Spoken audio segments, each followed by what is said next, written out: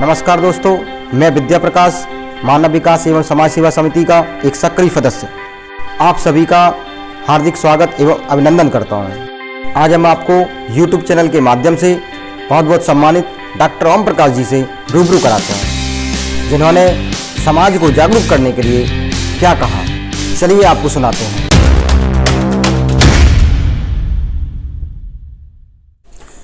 समाज को जागरूक करने के लिए सबसे पहले उसको शिक्षित होना पड़ता है, और शिक्षित होने के लिए माता पिता को पूरी जिम्मेदारी निभानी पड़ती है। माता पिता के जो सोच बने हुए हैं, कि जो जाति सोच बने हुए हैं, उसकी दृष्टि को देखते हुए समाज पिछड़ रहा है। जहां जाति हट जाती है वहां समाज विकास करने लगता है। जैसे पहला तो सोच ये है कि हम बेटियों को इंटर से ज़्यादा नहीं पढ़ाएंगे, हाई स्कूल से ज़्यादा नहीं पढ़ाएंगे। हमारे जो पुरोहित आते हैं वो भी हमारे बेटियों को समाज में बैठ के माताओं बहनों को यही शिक्षा देते हैं, माई जी बेटियों को ज़्यादा नहीं पढ़ाना, समाज बड़ा खराब चल रहा है, इज्जत बेइज्जती हो जाती है बेटियों की। मैंने देखा है कि आज दिन तक हमने बेटियों को नहीं पढ़ाया। मेरी माँ नहीं पढ़ी थी, मेरी दादी नहीं पढ़ी थी, हमारी पत्नी उतनी नहीं पढ़ी है जितने हम पढ़े हैं, लेकिन हम समाज में रहे चमार के चमार।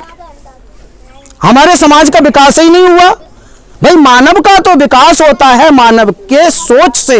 मानव का सोच जाति सोच में पुरोहित है, और जब तक ये जाति का सोच खत्म नहीं होगा तब तक समाज की उन्नति उत्थान नहीं हो सकता है। बाबा साहब ने स्पष्ट कहा है जाति के लिए कि जाति एक समाज का कोड है।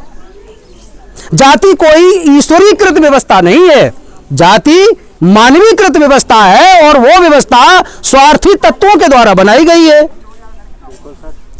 स्वार्थी तत्वों के द्वारा बनाई गई जाति व्यवस्था पर ही हम लोग कायम रहते हैं, उसी व्यवस्था को मानते हैं। हमारी जब बेटियां नहीं पढ़ेंगी, आज योग्यता, आज ये विज्ञापन निकलता है कि MA PhD MA DLit, MA PhD जब हम बच्ची को पढ़ाएंगे नहीं, उसके लिए MA चाहिए। हमने हाई स्कूल इंटर से ही बच्ची की शिक्षा रोक दी। अब वैकेंसी निकलती है SC वर्ग, OBC वर्ग, माइनॉरिटीज, जनरल, अनारक्षित, अब उसमें वैकेंसी निकलती है। हमारी बेटियां इंटर से ज्यादा पढ़ी नहीं है, क्योंकि हमने समाज की इज्जत पाई। और सदियों जब से ये संविधान लागू हुआ, देश आजाद हुआ, तब से अब तक समाज का उत्थान ही नहीं है, समाज उसी जगह पे दिखाई दे रहा है। इसका कारण यही है कि देश की जाति व्यवस्था जब तक खत्म नहीं होगी तब तक देश विकास नहीं कर सकता है। बाबा साहब ने जो व्यवस्था बनाई है वो जाति विहीन व्यवस्था बनाई है, जाति के ही ऊपर काम किया है। कहीं भी संविधान में जाति का उल्लेख नहीं है। जहां भी उल्लेख है SC OBC माइनॉरिटी, पिछड़े वर्ग, रोंदे, कमजोर, असहाय, इनका उन्होंने जिक्र किया है। कहीं उन्होंने जाति सूचक शब्द का प्रयोग नहीं किया है। हम लोग यहाँ जाति सूचक शब्द का प्रयोग करते हैं। हम लोग जब जाति लिखते हैं, कॉलम में कहीं मांगा जाता है कि आपकी जाति क्या है, तो हम लोग उसमें लिखते हैं कैटेगरी में SC OBC माइनॉरिटी, उसमें उपजाति पूछते हैं, हम लोग उपजाति भी दे देते हैं। उपजाति देते ही देश हिलने लगता है, भेदभाव होने लगता है, छुआछूत, नीच रहे हैं, ये ऊंच हैं। हमारे देश की जो व्यवस्था रही है वो शास्त्रों की व्यवस्था है, और उस व्यवस्था को हम मानते हैं। हमारे देश में जो पुरोहित, जो गुरु आते हैं वो शास्त्रों की बात करते हैं। शास्त्र में छुआछूत, जात पात, वर्ण व्यवस्था भरी पड़ी है, और उस व्यवस्था के तहत ही हम उसी कगार पर हैं जिस कगार पर ये संविधान से पहले हम थे। हम क्यों को सोच रखते हैं उसी व्यवस्था का। हमने व्यवस्था परिवर्तन अपने सोच से नहीं की है। तो सबसे बड़ी व्यवस्था है देश की कि जाति विहीन समाज की स्थापना करना। एक गुरुजी होते हैं तो सबके लिए होते हैं, किसी एक जाति विशेष के लिए गुरुजी नहीं होते हैं। लेकिन गुरुजी ही अगर भेदभाव करने लगते हैं बच्चों के प्रति, तो ऐसे देश का तो नुकसान ही होना है, ऐसे देश का तो को बर्बादी होना है। तो वही स्थिति आज देश की है, क्योंकि नेता लोग, अब आइए चुनाव में आइए, चुनाव में अगर कोई पार्टी, जबकि जाति का कहीं कोई उल्लेख नहीं है संविधान में, फिर भी अगर किसी को पार्टी टिकट देती है, मान लीजिए SC/ST आयोग अध्यक्ष, मान लीजिए आप ये रामशंकर कठेरी जो आपके सांसद जी हैं इटावा के, रामशंकर के नाम से कहीं बोर्ड नहीं लगा होगा तो कठेरिया जरूर लिखा होगा। जितने भी पालतू जंगली तीतुर हैं वो आ जाए खिंच के और कठेरिया जी के नाम से सब वोट डाल दें। अब उनके हक अधिकार की तो बात है अलग गई, लेकिन उनको समाज के नाम से जो वोट लिया जा रहा है, समाज ने वोट नहीं दिया, प्रत्याशी हार गया कि तुम काम नहीं करते हो, काम कहां से करेंगे? समाज के नाम से चुनते हो तो समाज के न काम करने दीजिए। अब समाज बांटे हुए हैं, जो पार्टियां हैं ये समाज बांटे हुए हैं और जाति के नाम से ये टिकट देती हैं। किसी भी प्रत्याशी का साधारण नाम नहीं मिलेगा, कहीं सिंह साहब, कहीं चौहान साहब, कहीं दुबे जी, कहीं पाल साहब, SP सिंह बघेल, महेंद्र सिंह राजपूत थे, वो एक्सपायर हो गए। तो ये जाति जो सूचक शब्द से चुनाव लड़ा जाता है, जब तक इन नेताओं के पीछे जाति शब्द नहीं हटेगा तब तक देश में सही प्रतिनिधित्व नहीं होगा। मैं तो ये कहते हैं कि जिनके नाम के पीछे जाति सूचक है इनको मुकदमा लगना चाहिए और इनके देश की नागरिकता समाप्त होनी चाहिए।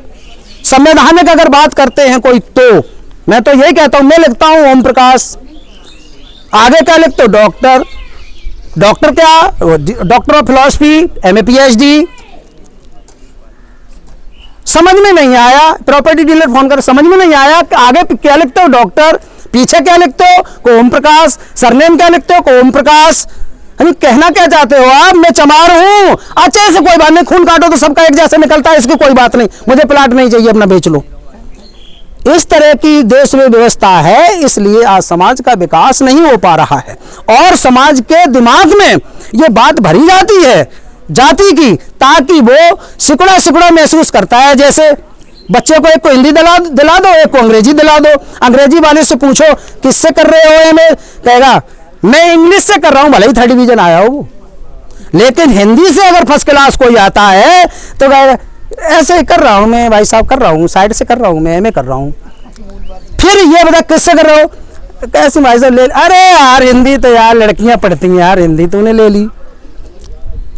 तो देश के अंदर जो भेदभाव है, जाति जो सूचक शब्द हैं, जाति जो भेदभाव होते हैं, गांधी जी ने कई बार बात कही, आपके मदन मोहन मालवीय यही कहते हैं कि सबसे पहले जाति को समाप्त करने के लिए हमारे ब्राह्मण को आगे आना होगा, क्योंकि यही जाति व्यवस्था को फैलाते हैं।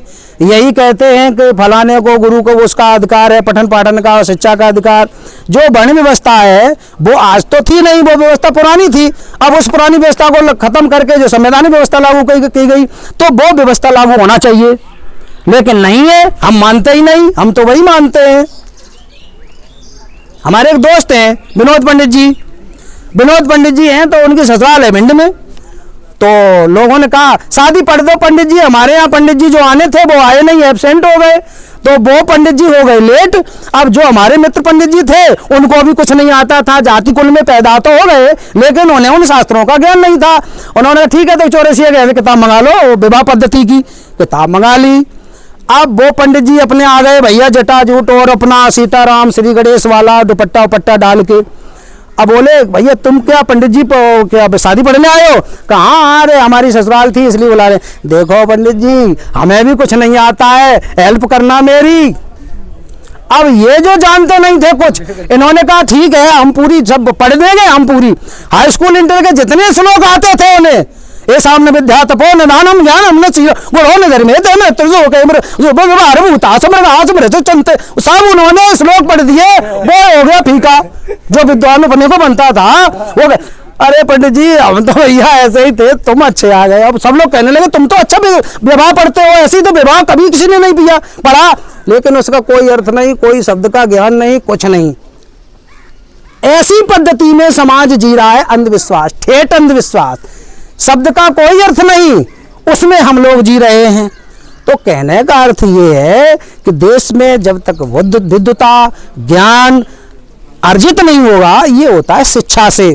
और जब तक शिक्षा अर्जित नहीं करोगे, अच्छा ज्ञान नहीं लोगे, तब तक समाज का भला नहीं हो सकता है।